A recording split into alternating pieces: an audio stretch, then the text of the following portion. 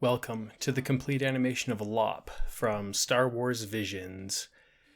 So, this show challenged me because anybody who knows me will know that I have strong feelings about animation and I have strong feelings about anime. And this entire series of shorts was very much anime. And when I decided I wanted to watch it, because it was Star Wars, I had to really re-examine what I thought about anime. And here are my conclusions. I still think that anime does it backwards. I still think that anime should get all the audio recorded first. All of the characters speaking should be done first, and they should animate with real lip sync. I really dislike it when you've got like 10 seconds of the camera looking at a character and the character's mouth goes through 2, maybe 3 positions over and over and over again. That's the only thing that's changing. It's like one static frame with 3 mouth positions that just pop in and out of existence. Yeah, like I don't think I'll ever enjoy that. And I still think that the design for human faces leaves so much to be desired. And that brings me to this character, Lop. She actually has an interesting face. It's like, you look at her sister, and it's like, oh wow, look, that is an anime face. I have literally seen thousands of faces just like that. There is nothing about her sister's face that is notable in any way, shape, or form. But this main character, she's an alien, and she's basically a bunny alien.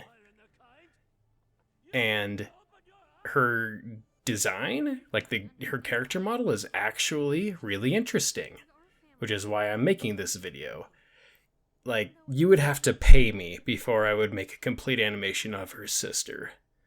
Because her sister is so uninteresting to me that it's almost painful to look at her. It's just like, this is the most generic anime face I've ever seen.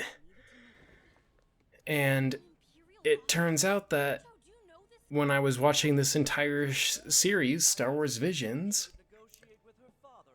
I was constantly being confronted with all of these anime faces, and it turns out that the only faces that actually were appealing were all the aliens, all of the non-humans, and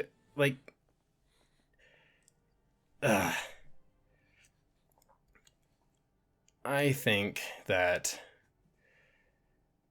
maybe anime isn't as bad as I let on, but that doesn't mean it's as good as everybody else, talks about. And it's like, you can really tell where the budget goes, because there are some scenes near the end where it's actually some fight scenes, and it's like, wow, that's where you spent all your budget. That's where you put all your frames. And I think that's just one of the things I like about Western animation. They put money in the scenes where characters talk.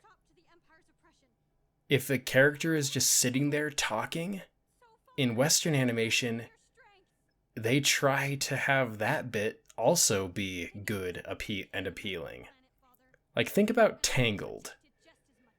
I think that one of my favorite scenes in the entire movie comes after the big action set piece, where they're fighting off the guards and the Stabbingtons at the dam. It's just Eugene and Rapunzel sitting in the dark forest next to a campfire talking. And you know what? I'm pretty sure that scene was really expensive. That entire sequence was super expensive for them to animate. And it shows because it was really well done. It captures subtleties. But this Star Wars Visions, its idea of a calm scene where characters are talking, its idea of doing that has characters sitting there with one frame of animation, and the only movement that you're getting from the screen is some candles in the background and the way the camera is panning. And that just doesn't sit right with me. But yeah, let's talk about this character Lop's design. So she has a basically human shape, except for her feet. I really like her feet. They're just these big fluffy things. They look good and they move well when they move. I think that her face is one of the most interesting faces in the entire Star Wars Visions miniseries. But I feel like it could be better. It's got too much anime in it, but this is anime, so whatever. But I think that the thing that impresses me the most about her design is her hair and ears. Her head is so busy. She's got these massive ears that basically go down to below her shoulders.